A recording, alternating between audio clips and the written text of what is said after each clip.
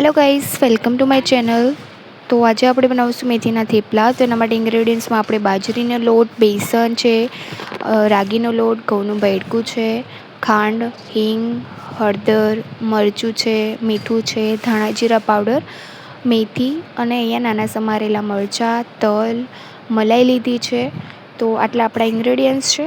તો આપણે બધા લોટને મિક્સ કરી તેમાં આપણે નાના સમારેલા મરચાં એડ કરીશું.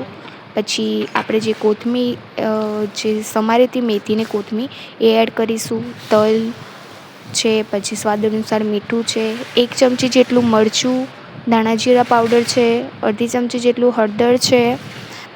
પછી આપણે થોડી એવી ખાંડ એડ કરીશું.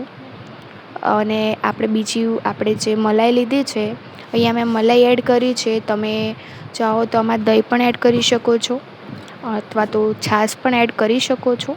ઉપરથી આપણે થોડું એવું પાણી લઈ અને આપણે મસ્ત એવો થેપલાનો લોટ બનાવી દઈશું. જેમ તમે જોઈ શકો છો, સારું એવું બધા લોટને મિક્સ કરીને આપણે લોટ બનાવી દઈશું. ત્યાર પછી લોટને આવી નાના એવા ગુલ્લા કરીને આપણે આવી રીતના સારું એવી રીતના વણી લઈશું લોટને લગાવીને. ત્યાર પછી આપણે થેપલાને શેકી લઈશું. તો એના માટે અહીંયા મેં તેલનો યુઝ કર્યો છે. તમે ઘી અથવા તો બટર પણ લગાવી શકો છો. બંને બાજુથી સારા એવા ક્રિસ્પી એવા થઈ જાય એ રીતના આપણે એને શેકવાના છે. જેમ તમે જોઈ શકો છો, તો સારા એવા શેકાઈ જાય એટલે આપણે મેથીના મસ્ત એવા થેપલા રેડી છે.